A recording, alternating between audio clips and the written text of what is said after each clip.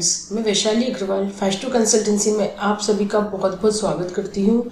जैसा कि हमने हमारी पिछली वीडियो में देखा था, हमने फिशबोन डायग्राम, इशिकावा डायग्राम क्या होता है ये देखा था, और मैंने उसमें कहा था कि मैं अगला वीडियो इसके प्रॉस एंड कॉन्स का बनाऊंगी। मतलब फिशबोन डायग्राम के कुछ फ़ायदे भी है, कुछ नुकसान भी है, कुछ अच्छाई चीज़ें भी, कुछ बुराई भी, जैसा कि हर चीज़ों में होती है। तो आइए हम देखते हैं इसके प्रॉस क्या है। सबसे अच्छा तो इसका फ़ायदा जो है वो ये है कि एडवांटेज जो है फेयरली ईजी टू यूज़ है, ये ईजीली हम यूज़ कर सकते हैं।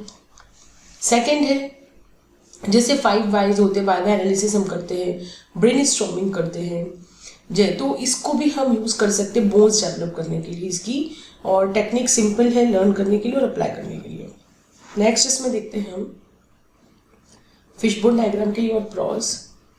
ये टेक्निक विजुअल, मतलब आप इसको आराम से देख सकते हैं, समझ सकते हैं, और इन्वेस्टिगेटर क्या चाहता है, मेन प्रॉब्लम में क्या देख रहा है, तो वो सब हम देख सकते हैं। जैसे कि हेड ऑफ द फिश, वहाँ पे हमको जो है मेन प्रॉब्लम दिखाई देगी, जो मेन फैक्टर्स जो है परफॉर्मेंस को इन्फ्लुएंस कर रहे हैं वो हमें स्पाइन के साथ जो बोन्स अटैच है उस पर मिल जाएंगे, और पोटेंशियल कॉजेज जो है माइनर बोन्स, छोटी छोटी बोन्स जैसे मिल जाएंगे।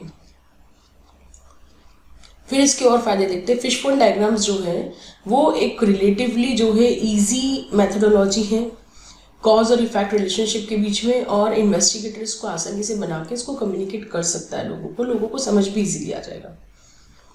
फिर इसमें देखते हैं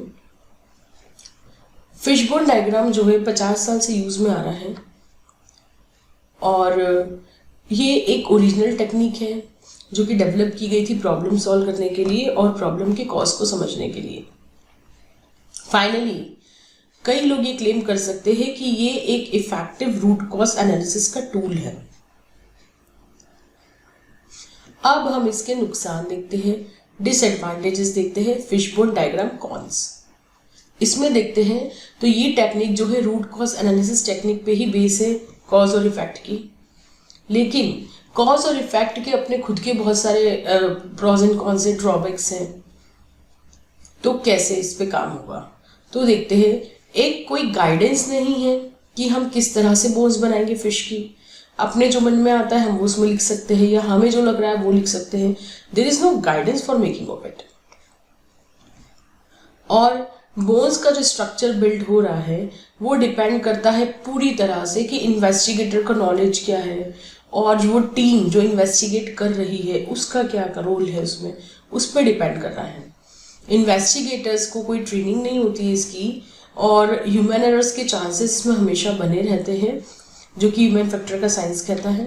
अगर हम बात करें फिशबोन डायग्राम के कॉन्स की आगे और, तो हम देखते हैं 10 जो उनकी जो बोन्स हैं फिशबोन डायग्राम की, वो उनकी गैसेस हैं at the causes for human errors, and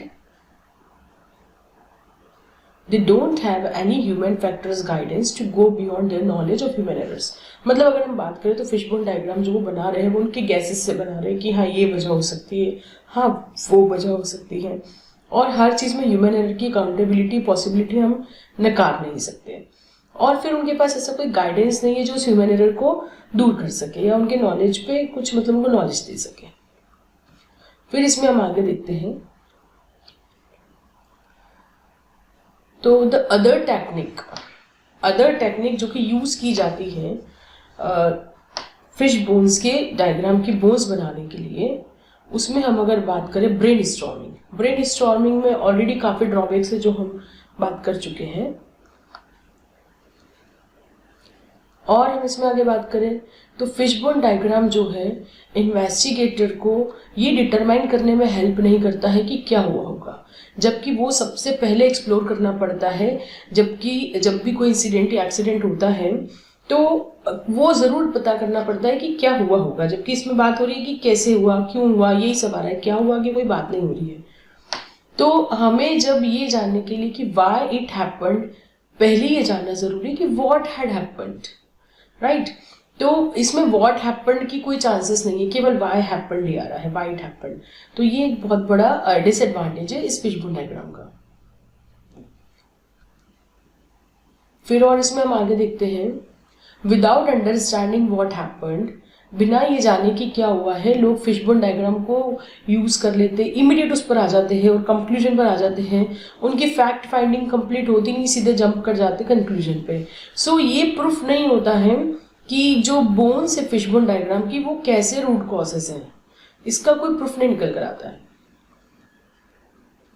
और इसमें हम देखें तो फिशबोन डायग्राम्स में कोई गाइडेंस नहीं होती है इन्वेस्टिगेटर के लिए कि वो कैसे कंट्रोल करेक्टिव एक्शंस लेंगे। मतलब व्हाई इट हैपन, कॉज और इफेक्ट निकल कर बस आ जाता है। अब उस इफेक्ट पे क्या इफेक्टिव कंट्रोल मेजर्स एक्शंस लेने हैं वो नहीं इसमें आ रहा है। और दो ये जो टीम है वो एक्चुअली होता क्या है, 3 स्टैंडर्ड निकाल के रख देती है फिर करेक्टिव एक्शंस के, क्योंकि उसमें कोई आपको रास्ता तो मिल नहीं रहा है, गाइडेंस तो मिल नहीं रहा है। तो अल्टीमेटली 3 चीज़ें निकाल के हम रख देते हैं उसमें फिर करेक्टिव एक्शन के तौर पे। या तो ट्रेनिंग नहीं थी, या ट्रेनिंग की और ज़रूरत है, या प्रोसीजर सही नहीं थी, या प्रोसीजर में अमेंडमेंट की ज़रूरत है, या डिसिप्लिन नहीं था उसे लाने की ज़रूरत है। और ये तीन जो 3 स्टैंडर्ड आंसर्स निकल कर आते हैं ये पूरे होल लिस्ट में नहीं कवर होते करेक्टिव एक्शंस की। There should be some other more actions भी हो सकते हैं। हाँ ऑफ कोर्स ये 3 एक्शंस काफ़ी हेल्पफुल हैं, लेकिन हर बार यही 3 निकल कर आ जाते हैं करेक्टिव एक्शंस के तौर पे, इनका ये कहना है। तो ये थे फिशबोन डायग्राम के प्रॉज एंड कॉन्स। होप आपको ये क्लियर हुआ होगा। हम जल्दी ही मिलते हैं नेक्स्ट वीडियो के साथ, तब तक के लिए धन्यवाद। Thank you.